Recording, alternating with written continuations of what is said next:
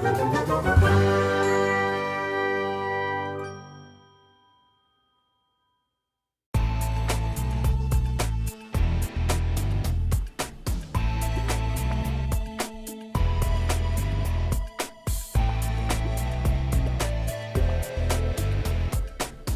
McConnell of the Clan McConnell.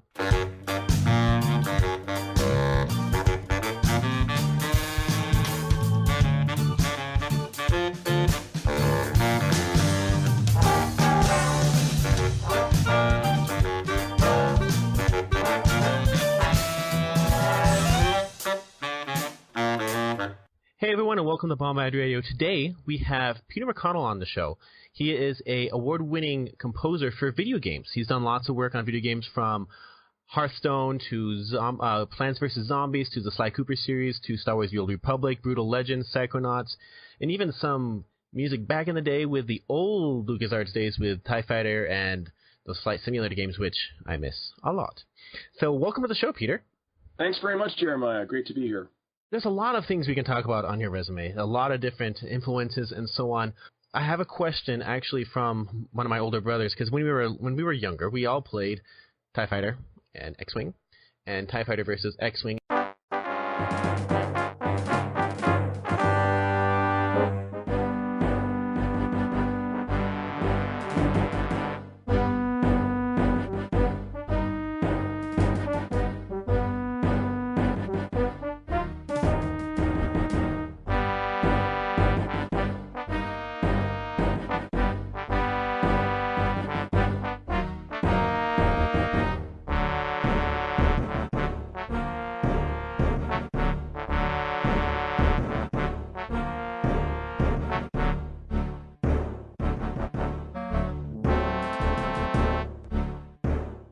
So back in the day, when you guys had to work with MIDIs and not the best sound output on your games, what were the challenges when it came to composing music for Star Wars games using the same Star Wars vein, but not being able to have the same musical output as you would have in a movie or some of the higher quality recordings that people were used to? Yeah, it was definitely a big challenge. But the big challenge was making it not sound god awful. I remember working on, really doing the most polished possible version of the theme I could for like MT32 or Sound Canvas or something like that, if you're familiar with that old hardware, and which was a wonderfully luxurious sounding hardware at the time. That was our very tippy top end, so I was really psyched to do it.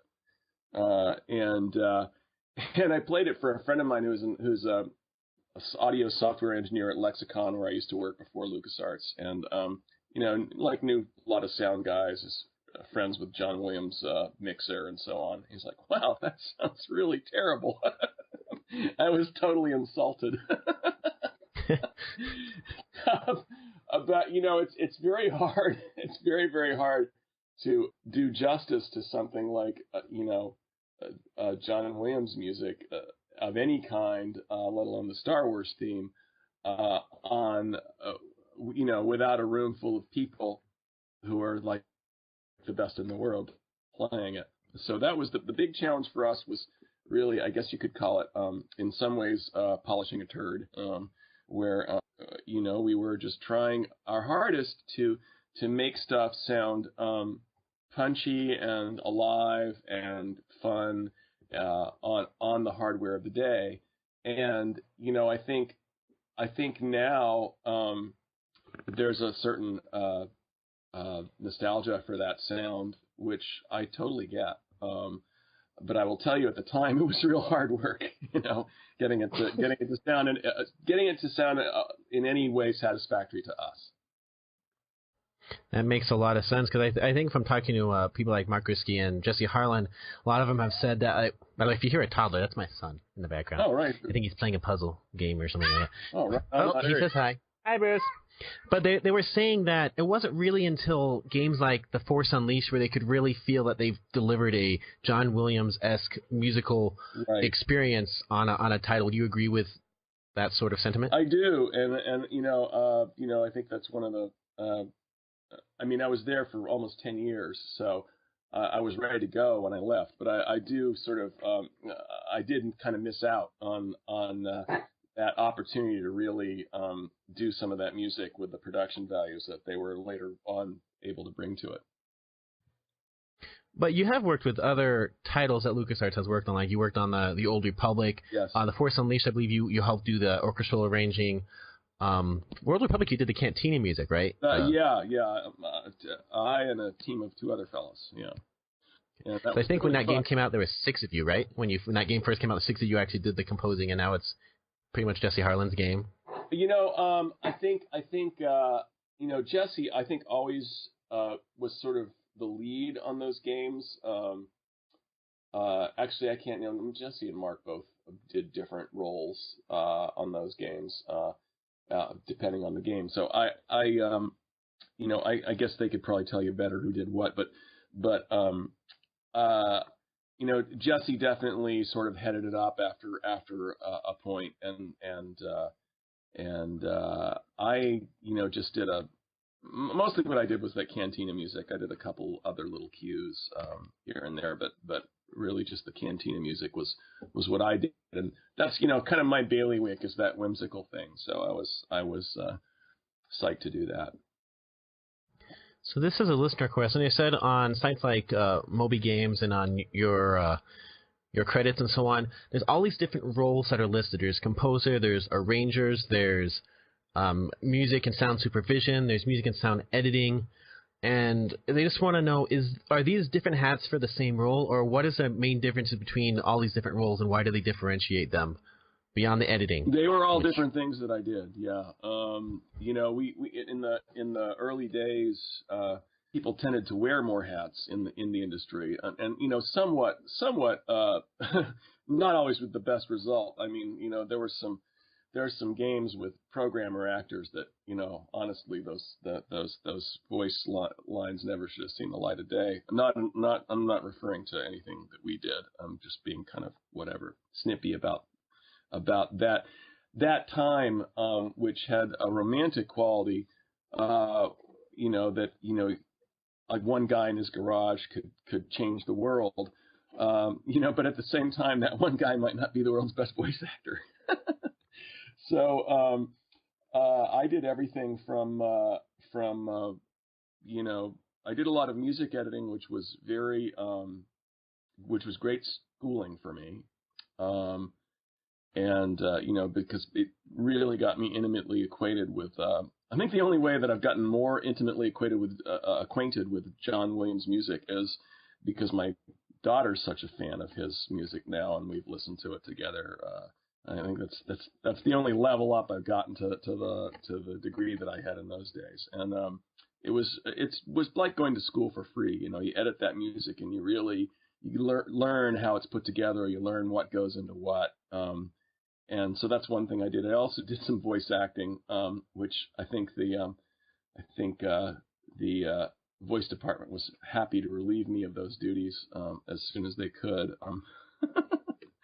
I did the voice of Yoda in one of the Rebel Salts, and I did Admiral Akbar later on, and I died a lot. I did a lot of dying, nothing in Sector M, that sort of thing. And I think the one and only time I used to front a rock and roll band, but the one and only time I got vocal nodes, if you know what those are, they're not good. I do. But the one and only time I got those was from dying too much. Wow. Dying too intensely in a Lucas recording session.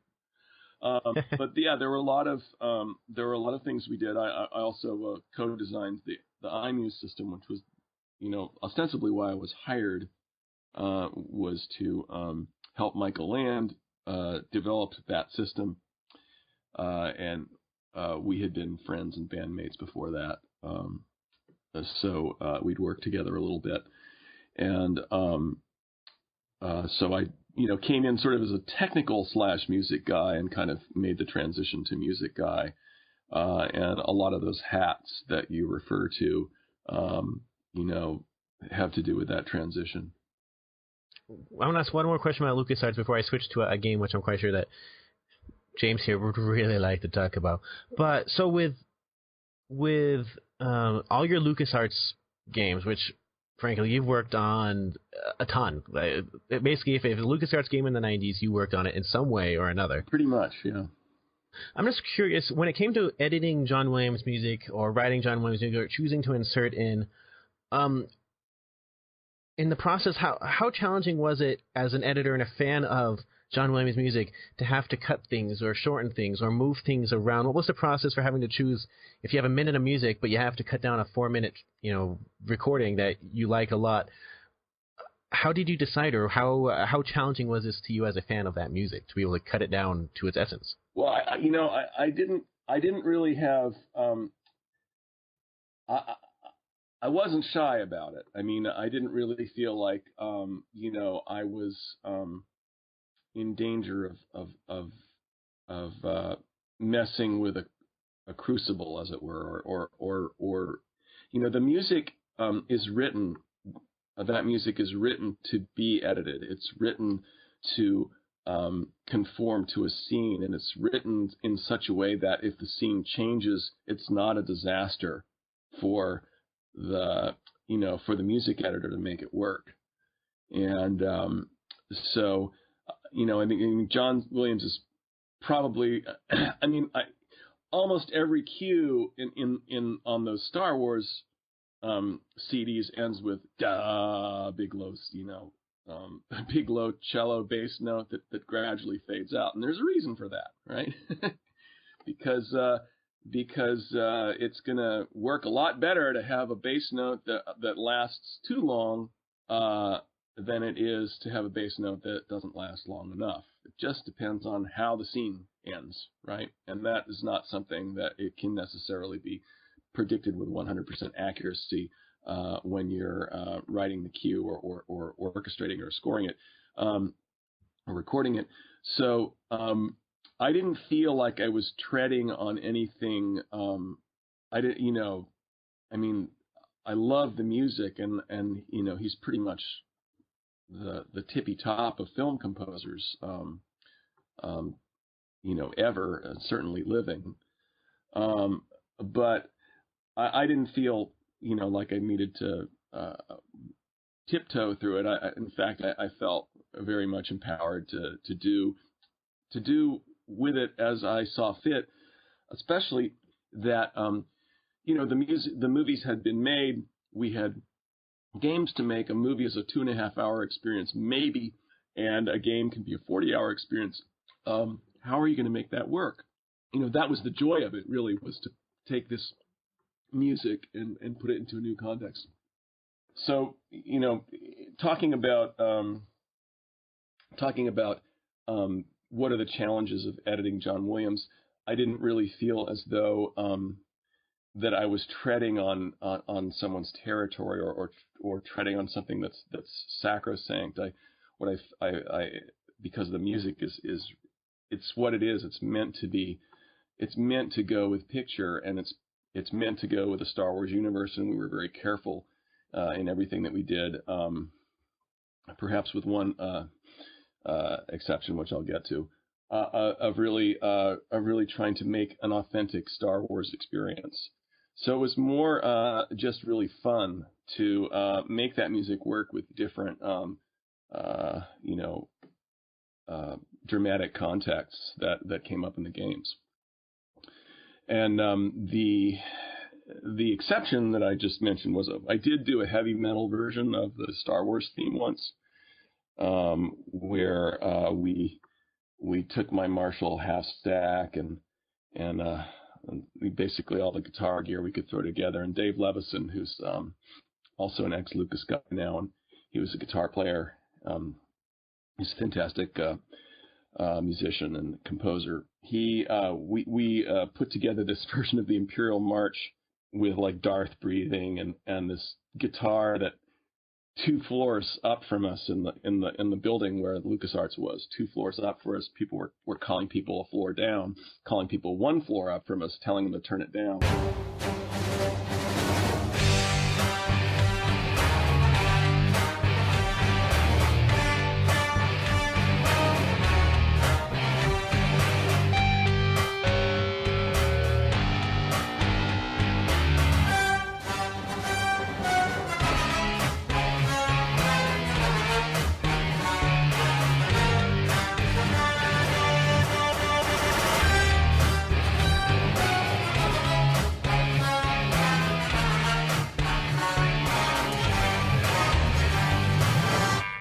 pretty over-the-top production of the Imperial March, which I think is pretty rad, but it definitely got some negative reactions from the fans. And I actually was called up to the ranch to account for it. But that version's so awesome now. Like I've had that version for years. Well, and, I just thought that's really what if you really wanted to get into dark side, that's what you want. That's what the way you wanted to hear it. No. Heavy metal, yes. I don't know that. I don't think John Williams was personally upset about it. I have some vague memory of maybe some of his people not being so happy, or that they hadn't been consulted or whatever. But I really don't know whether it's hard to tell in those situations. But anyway, it was fun to do, and I personally, when I get my stuff done by other composers and it's in something that I totally don't expect, I usually enjoy it. And that was for Force Battles or that Force was Commander? Force Commander, yeah. Yeah. So, but you have got to use your heavy metal side elsewhere, because you did the soundtrack, the original music soundtrack for Brutal Legend.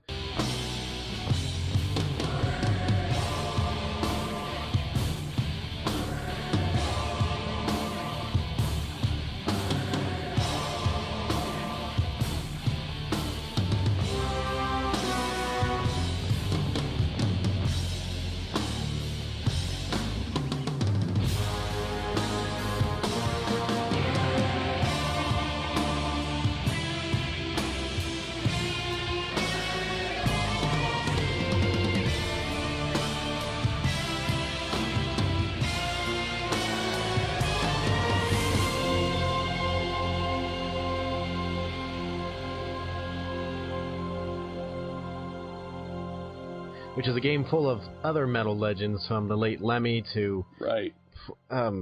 Kiss is in there, Megadeth has music in there. There's a lot of great stuff in Brutal Legend, and of course the game is also brutal in itself. It's a game about metal, right. And so I know for this one you were brought on by the head music person, Schaefer, I think it was last name Schaefer, Tim Schaefer, for this project, well, and you Tim, got to compose. Tim is the game designer. He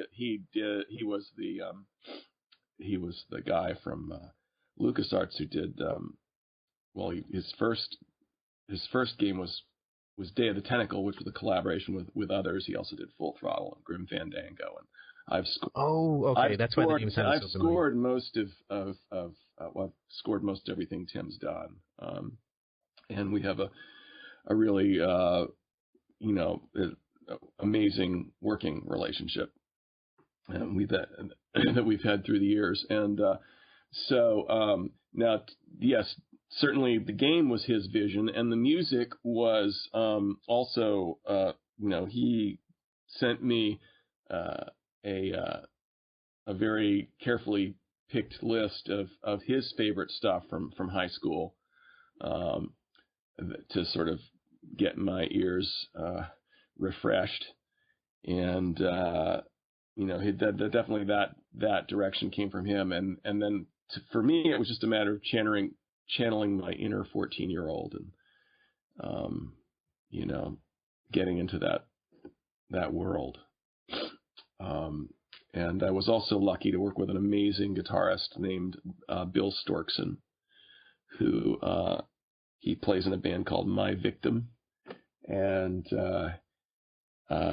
he's pretty much been on the metal scene ever since. I mean, he used to share stages with Metallica, and he knows all those guys, and they all played in each other's bands, whatever. But Bill's fantastic. So he played all the really hard guitar stuff and mixed the tracks that we did at Skywalker. And the whole thing about doing music, doing that music with orchestra, is it has been done before in a way that I didn't think was very metal, in a way that I thought was a little too artsy. And I really wanted to keep the flavor of what I was trying to achieve with that score was, what does the band imagine in their heads when they're playing on stage? Because it's not quite the same as what's going through their ears. There's kind of a fantasy aspect to performing. And there's certainly a fantasy aspect to that music. And so what I was trying to do with the orchestra was support that fantasy. And for example, I not just for budget reasons, but for artistic reasons, I did all the orchestration because I knew that if a real orchestrator did it, it would sound too good. So I really wanted it to have this feeling of rawness, even in the orchestral parts. So that was, and we got to record it with a great big group at Skywalker Ranch, and it was a fantastic experience, and I'm very proud of what we were able to achieve with it. So when it comes to metal, I know James and I are big fans of metal in general. Mm-hmm. What were your influences for this one? Who particularly did you think of or look to, or what group of people or style when it comes to metal? Since metal is very. It is. There's a huge breadth and depth to music, and when I was in high school a long time ago, and it was pretty much when that stuff was coming out, and I was more of a folkie in those days. And so but what I didn't realize is how much of it had seeped into my ears during that time. And I think, certainly the two bands that influenced that score the most would be Ozzy and the early Sabbath stuff, and Judas Priest. And there's sort of a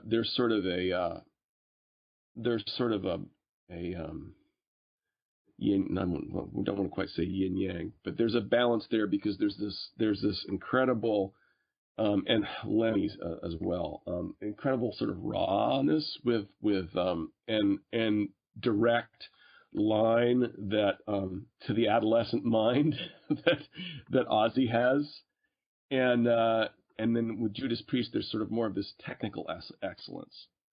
And I really liked both aspects of and also the music that they were hearkening to, because there's a sense of like earlier British Isles music or some kind of pagan heritage, or I'm a fan of British Isles folk music. And I hear a lot of that in sort of the early metal stuff. There's kind of this, you get this feeling that they're going back to some sort of collective unconscious, Viking time or something, if that makes any sense. Oh, it does. It does. And it's definitely an influence in a lot of metal, too. There's Viking metal, for crying out loud. Right, yeah, right. Exactly. So you mentioned Judas Priest being an influence. Is this why, I believe in this game, the guitar solos were played by the guitarists for Judas Priest, aren't they? Like Glenn Tipton and KK Downing? Now I'm blanking on who played them. I think I might have to pass on that one. It's okay. Someone really big. He lives in Fallbrook. Why can I not think of who it was? Let's see if Lord Wikipedia knows anything. Consult the almighty overlord. Maybe they have a source. It's just this stuff all used to be on the tip of my tongue. Yeah, Lord Wikipedia has an article that says Glenn Tipton played all Eddie's solos, and the other guitarists played the Ophelia's and so on solos in the game. We were paid for by Double Fine. So it looks like they did, which is kind of awesome. They did different. I think I did all the first one. I did the first round of all of them myself, and then we replaced me with people who are more suited to it. And I think some of them might have been played by Bill. That might be the other guitarist there. I'm sorry, I just don't. I don't remember, because there was a lot. See, the thing with that project was there was a lot of experimentation, and Emily, who was Emily Ridgway, who was the fantastic music director on that title. She would change things a lot. She would try something out, and if it didn't work, she wasn't she wasn't shy about saying, all right, well, we're going to try another approach to this. And I think what it ended up, what the result of that was a much better game and a much better score.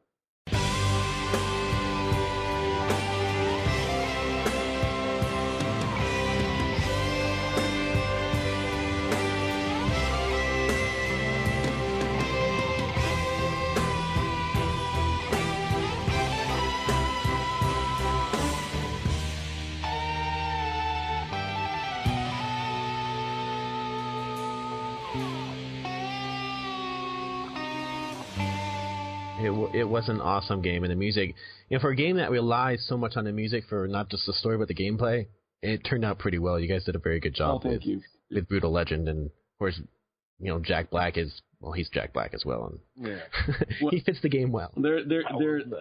I don't know if I've had a whole lot more fun than scoring Jack Black and Tim Curry duking it out in a cutscene. That's pretty amazing stuff.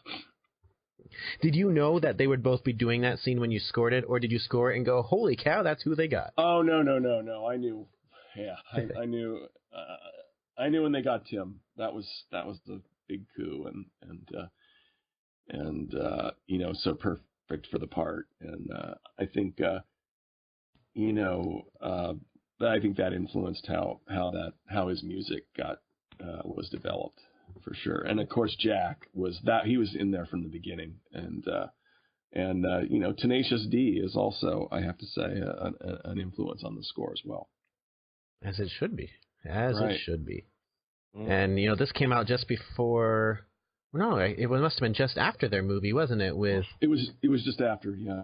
Pick of Destiny, yeah. So they were in people's minds, and you had seen David Grohl and someone with him. So yeah, it was an excellent game. You guys did a great job. Oh yeah, thank you. Hope we get to do another someday. Oh, that would be great. Wouldn't it? That would be cool. It definitely would be, or something similar in the same vein of it. I will say it was. I will say, not that I was doing Emily's work or Tim's, but the whole it was a huge undertaking to get all that licensing to work, because you had so many different bands, different managers, and different ways of doing things, and some people who weren't on speaking terms, and it was just quite a coup to pull it all off. So, that game was probably the most complicated as far as licensing all that to work with. But you've got to work with the same guy on a lot of other games, from Psychonauts to, I believe he did Plants vs. Zombies, and not Sly Cooper, Grim Fandango, and so on. So, what's it like being able to work with the same person over and over? Do you guys have a process together now, or does he trust you to make the music as you go? What's the process like being able to work with someone, as the creator of Brutal Legend and so on, and just have a camaraderie with him that you can actually compose music and you guys know each other that well? Well, just before I start, Plants vs. Zombies is a different team, but the other titles you mentioned, Grim, Fandango, and Psychonauts, and now Psychonauts 2, those are all Tim. And I have heard one of the executives at LucasArts once referred to Tim as the Orson Welles of the business, and I think that's a very deep remark, and a true one. In some ways, of course, Tim's his own guy; he's his own amazing creative force. But I think the reason that comparison works so well is because he's so independently minded and just has a strong force of will to make something happen, and he inspires people a lot. He inspires, even not by directly telling you what to do. Like I can probably count the all of the feedback that Tim has given me on both my hands and be done, in terms of, can you change this, or I would like it to be a little bit more like that. I mean, literally, it's like one of those per title. And yet somehow, you know what he wants. Somehow there's a way of that he has of bringing out the best in the people who work for him creatively. So I've always enjoyed working with Tim, and I always feel like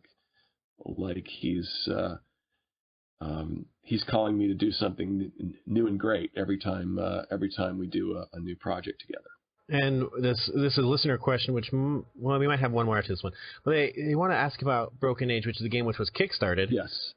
And one of the successful Kickstarter games. They just want to know is, when were you brought on for this game that, with Kickstarter, sometimes the people who fund it don't know if the game's actually going to happen. They don't know if the people who make it don't know if they're going to get the amount of funding. How early were you brought on for Broken Age? And what was the process with a game that, I know when the game started, you guys didn't know how much money you'd have, and it was supposed to be a smaller game, but because it developed so well, it got much bigger than they expected. And I believe even I've seen an article where even you talked about how you got a much bigger orchestral sound because of how well it developed.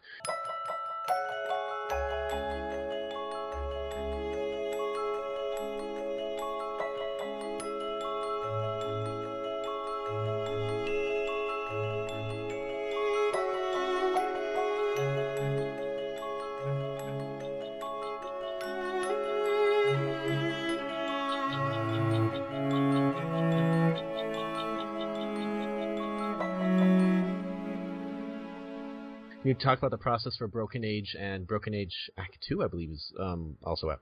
Yeah, they're really, at this point, you can think of them as one game. It was the first act was released as, a sort of it's a two-part adventure, and the complete game is just Broken Age now. And that was partly a result of the process to which you refer in terms of how it came together on Kickstarter. I was pretty much in on it from the beginning.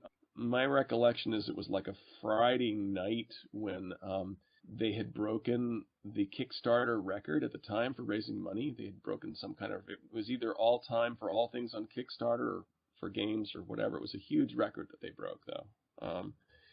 And everybody was talking about it, and so I sent Tim just an email of congratulations, and I think he was at the DICE Awards at the time, and he sent me back an email saying, so you're going to do the music? And I was like, well, hell yes, I'm going to do the music. Thank you. When can we start? Normally, and this is no exception, there's not a whole lot of work to do in a project of that size for the composer early on, and but what I like to do is come in as early as possible and kind of really work on the themes so that when things are really in full swing music-wise, I'll have good solid themes to stand on. And so there was definitely this sort of long period, half a year at least, where I was just kind of putting the sound together and getting suggestions from the team. And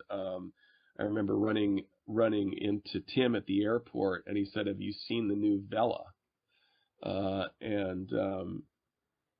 Vela is the main character in Broken Age, and or one of the two main characters in Broken Age, and he showed me the picture of this new art on his phone. And it was like a commercial for iPhones, because then he like zapped it over to me or texted it to me or something. And then I had a new Vela to work on, which changed the music quite a bit, just to see that art having developed the way it did, and having changed and grown into this sort of well, it had started out as kind of a Renaissance vibe to that town, to Sugar Bunting, and it changed to this more earthy kind of somewhat vaguely tribal vibe, but still with this sort of old European look to it as well. And I had done a theme that was sort of cello and cantel, which is a plucked instrument or hammered instrument, like a hammered dulcimer, and clarinet, and it was in harp. And this was one of Tim's rare bits of feedback. He was like, "Well, make sure it's not too Ren fair." And I took that to heart. And then, having seen this new picture of the main character, I changed the music to make it a little less Renaissance-y and a little more universal sounding. And as the game came together, it became clear that it would be great to have a big sound, because we had started just thinking, well, we on the budget that we have, which was actually a very small budget for the type of production we were doing. I know there's some controversy about that, but trust me, it was a small budget.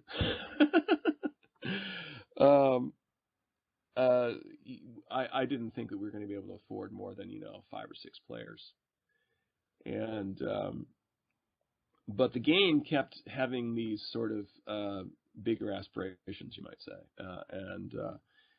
and plus they were able to successfully raise some more money. And as that was all happening, I was doing a piece for a Grim Fandango suite for an Australian orchestra for Melbourne Symphony and Queensland Symphony Orchestras. The artistic music director, assistant artistic music director, I guess he was at the time, had contacted me and said, can you, his name was Andrew Pogson, had contacted me and said, can you do this music for, can you do a Grim Fandango piece for us? And in the middle of that, it came up that I was the guy doing Broken Age, and he sent me an email saying, you know, I see that you're the composer doing Broken Age, because it turned out that Andrew was a backer of Broken Age. So yeah, I was like, yes, I am. And he said, well, do you think MSO could be involved in that? And I was like, oh boy, you read my mind. That would be awesome. And it was quite the labor of love to get that to happen. It's not, you know, we did a lot of music, and we did not have a big budget, and you know, everybody worked together to make it happen, and I'm just so happy with what we were able to do. So I have time for one last question, it looks like. So one of my friends, when we were a few years ago, a game called Hearthstone came out. Yes. From Blizzard.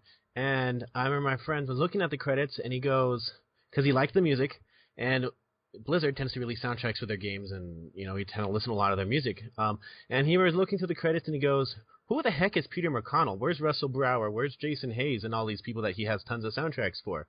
And so I just want to ask, how did you get involved with Hearthstone when I know, for the most part, Blizzard tends to keep the same composers on over and over for a lot of their projects. And I think Brower helped with Hearthstone's soundtrack as well. But how did you get involved with Hearthstone Heroes of Warcraft with Blizzard? That is a great question. That came from Russell. He had, and I think he actually as I understand it, he actually pitched me. They went through a process of trying to figure out who was going to score it.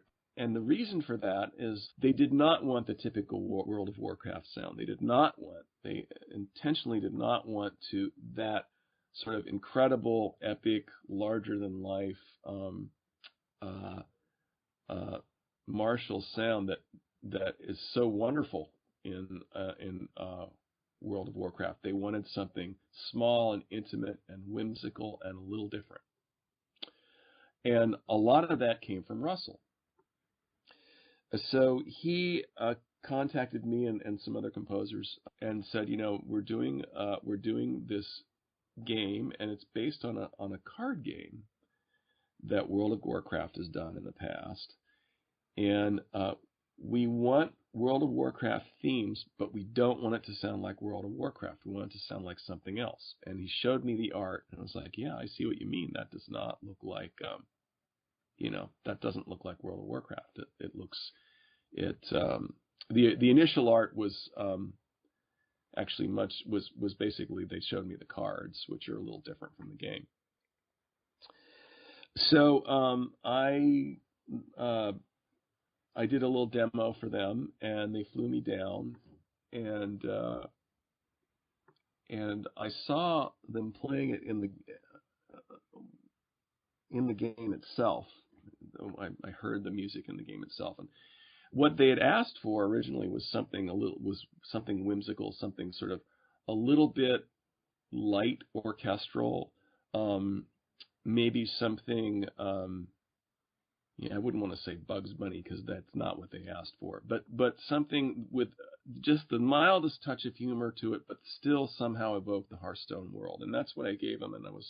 And we were sitting there and listening to this sort of light orchestral music with the game, and everybody's kind of nodding their head, and I'm going, you know, this really ain't working so well, is it?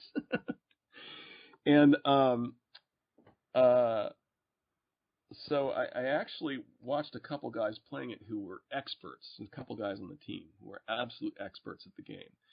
And what immediately struck me was how much action and sort of bravado And I mean, they were trash talking each other, and it was like I get it. This is a barroom brawl, and I think the idea of a tavern band came up in our discussion. So I went home and I thought to myself, well, if ZZ Top went back in time, and they were suddenly went in this time machine, and they looked down and they're wearing like bear skins, and they've got like lutes instead of electric instruments and stuff, what would they do?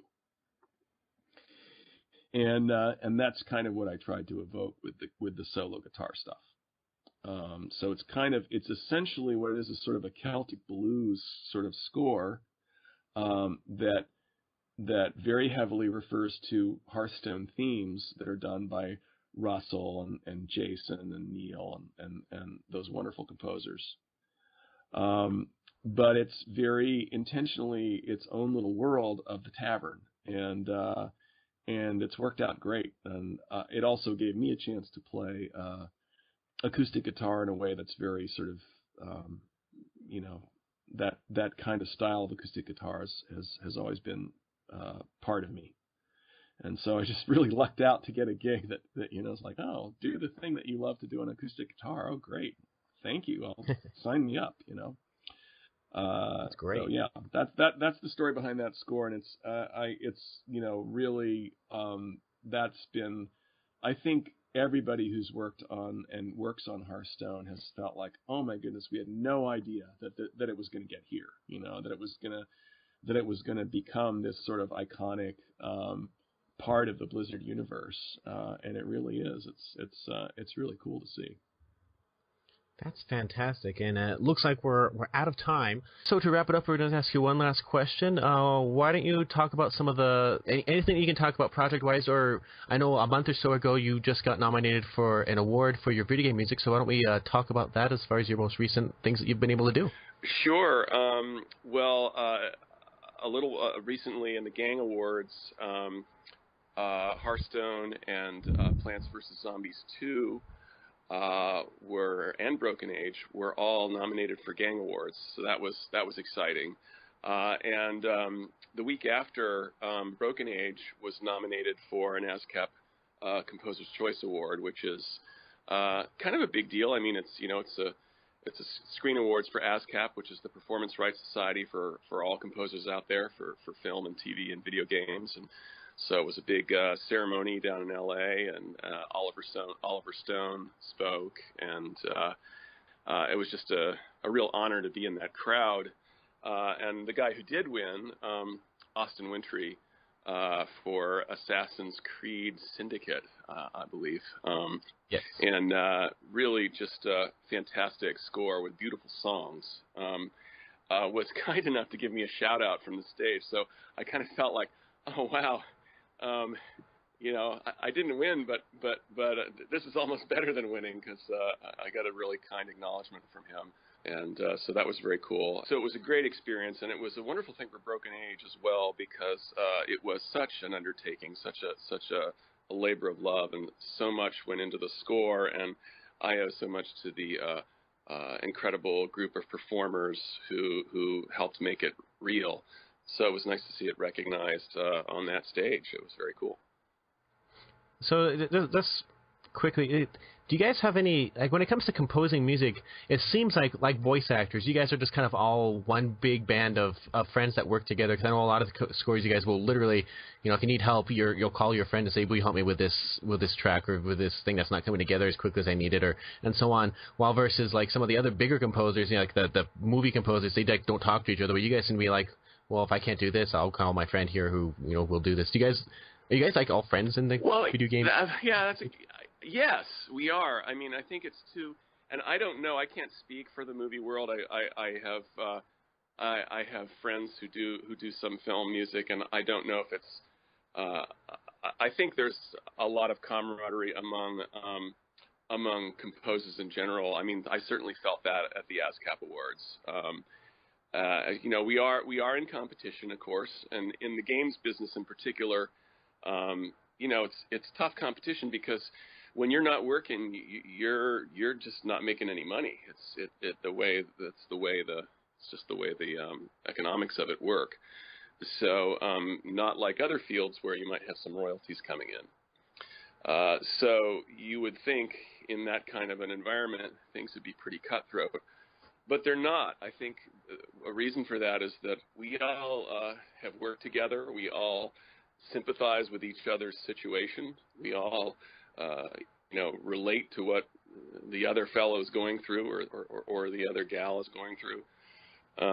And we try to, we also will find ourselves at some point needing help.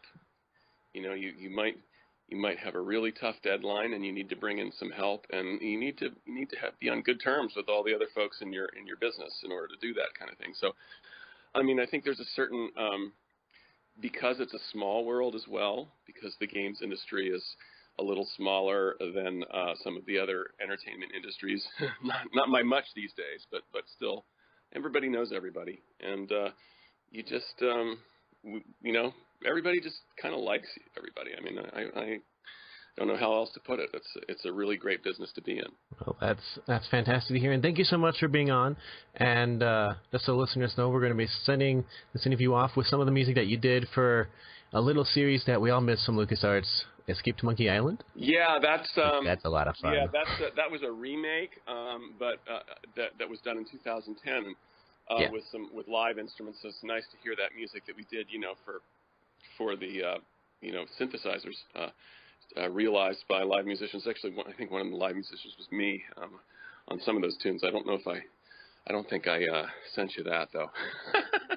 But it's great stuff. That's one of my favorite series from the 90s, and having it come back again was so great. Plus, I can now play it on new computers that can't play old games. Exactly. So, with a great score, that's as fun as the game. That is and, of course, insult arm wrestling has to happen. Right. Oh, boy. I just talked over it. No, that's fine. That's fine. So thank you so much for being on, and thank you so much. And I'm quite sure that in the future, listeners will probably have a few more questions, because I've already gotten some about Brutal Legend, and they haven't even heard the interview yet. Yeah, you and me both. I would enjoy talking again, of course, and look forward to it.